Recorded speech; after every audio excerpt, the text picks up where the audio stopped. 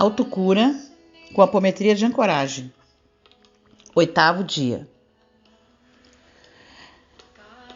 Dentro deste processo de autocura que nós estamos realizando, é de suma importância que, além das nossas questões emocionais, nós nos conheçamos e entendamos as nossas partes. Nós temos personalidades, que nós vamos falar no próximo vídeo, e nós temos uma parte muito importante que a gente geralmente, que essa parte nossa nos engana quando a gente não está centrado no nosso eu verdadeiro, que se chama ego. Eu não vou falar aqui das definições psicanalíticas, psicológicas. Eu vou falar da abordagem que nós damos dentro do autoconhecimento e dentro da apometria de ancoragem. O ego seria aquela parte nossa, o nosso soldado, aquela parte nossa que cuida da nossa sobrevivência. O ego, ele não é bom e nem mal, é uma parte importante, fundamental nossa. E ele se cria, ele começa a se manifestar quando nasce uma criança. Quando uma criança nasce, ela não está focada nela, ela está focada na mãe, ela está focada no alimento, ela está focada nos outros. E conforme a informação que vem de fora, essa criança vai formatando, acreditando naquilo que os outros estão transferindo a ela. Se ela é bem cuidada, se ela é elogiada, a criança cresce com um ego positivo, ela acredita que consegue, ela acredita que pode. Agora, se for o contrário, se a criança é desvalorizada, é desqualificada, não recebe amor, não recebe carinho, ela acredita naquilo que estão fornecendo a ela, que ela não é capaz, que ela não consegue, que ela não merece. Então, o ego, ele é formatado algo de fora para dentro. Só que a gente encampa este ego, a gente aceita essa informação que vem de fora, porque nós somos criança quando ele começa a se criar, tá? Então ele é criado baseado na opinião de fora, ou seja, a opinião da mãe, a opinião do pai, a opinião dos outros sobre nós mesmos, tá? Por isso que eu coloco ali que ele é o falso centro, ele é o falso eu. Então, este ego se forma com as suas características e a função dele, no decorrer da nossa vida, é nos poupar do sofrimento. Então, tudo aquilo que essa parte nossa entende que é sofrida, que vai nos trazer prejuízo, que vai nos trazer sofrimento, ele bloqueia. Ele bloqueia da seguinte forma, ele joga para o inconsciente ou ele sabota. Tipo, por exemplo, deixa eu dar um exemplo aqui. Se eu acredito que a vida é só o mundo material, que é só o que existe, o que eu posso tocar e apalpar, se me vem uma informação para participar de algo espiritual, ou olhar de um olhar mais espiritual, o meu ego, que acredita que a vida é somente o que os olhos veem e que os sentidos tocam, ele vai bloquear, ele vai dizer, opa, isso é bobagem. Então ele está executando a função dele, a qual ele veio.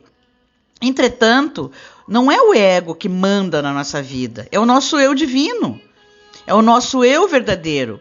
O ego é o nosso eu falso, vamos dizer assim. O nosso eu verdadeiro tem a ver com a nossa essência, com a nossa verdade interna, com aquilo que a gente trouxe de outras existências. Uma missão, com o que a gente veio fazer aqui, com a aceitação das nossas características. O ego não, o ego está preocupado com o fora. O que os outros vão dizer, o que os outros vão pensar.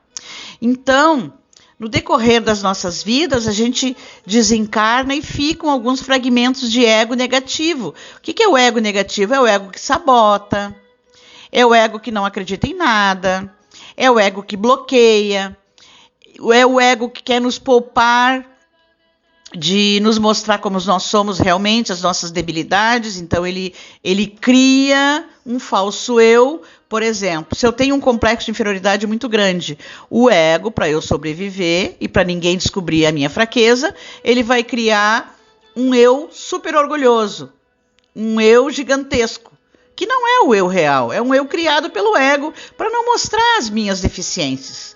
Então é importante que a gente conheça o nosso ego, que se observe. E como é que a gente vai conhecer somente se observando? Tentando mostrar para esse ego que ele não precisa ter medo, que existe muitas coisas que ele não conhece e que eu gostaria, no caso, né, uma autocura, que o meu eu verdadeiro tomasse as rédeas da minha vida, mas que o ego, com toda a sua força, auxiliasse, que eu tivesse o comandante, que é o meu eu interno, o eu verdadeiro, o eu superior, e o meu soldado, que seria aquele que vai executar as ordens do meu eu superior, seria o meu ego.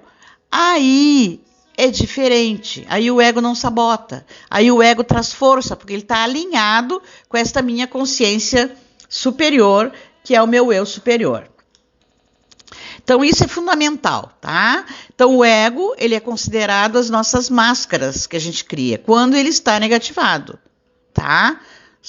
São partes que a gente cria, por exemplo, existe a função mãe, existe a função mulher, existe a função irmã, existe a função amiga, existe a função namorada.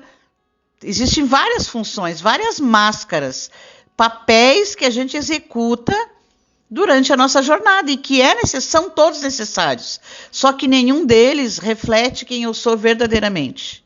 Seria basicamente isso. A função do ego, então, é essa. É executar as ordens da nossa alma, quando ele está curado. Então, nós vamos nos observar para tentar modificar qualquer tipo de conduta deste ego que não esteja adequada a isso. A gente deixa, então, nas nossas realidades paralelas, muitos fragmentos deste ego, desses egos que a gente vivenciou, desses papéis que a gente vivenciou. E apometricamente a gente trabalha da seguinte forma: após fazer todos os passos anteriores, que vocês já tomaram conhecimento, nós vamos rastreando equipes de luz e de amor, rastreando todos os fragmentos de ego negativo desta vida, vidas paralelas, vidas simultâneas, em todas as linhas de tempo agora. 1, 2, 3, 4, 5, 6 e 7. Vamos dissociando e despolarizando agora. 1, 2, 3, 4, 5, 6, 7.